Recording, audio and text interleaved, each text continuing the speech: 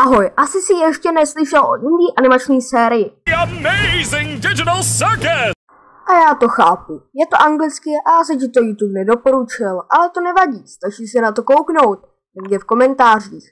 Já počkám, než se na to koukneš. Už jsi přišel zpátky. To je skvělé, protože tohle je moje recenze. Takže, řekneme si to rovnou. Tahle se animace je výborný. Vypadá to jako stará animová pohádka, ale ve 3D. Za druhé, ten rozvinutý příběh, nebo jak by to řekl MadPat, The lore. Věřte mi, on je v říkání The lore zkušený. Za třetí, prostě charakteři. Nejradši mám Kingera, protože je šílený. A já taky. Za čtvrté jsem Glitch Productions fanoušek. Tak promiň, ale oni udělali i Murder Drones, taky skvělá série, podívejte se na to. A mají víc skvělých sérií. Ale to je vše, naschle. Počkej, ještě tady mám jeden strašně vtipný voice recording, který jsem udělal, protože mi spadl mikrák. Ahoj, asi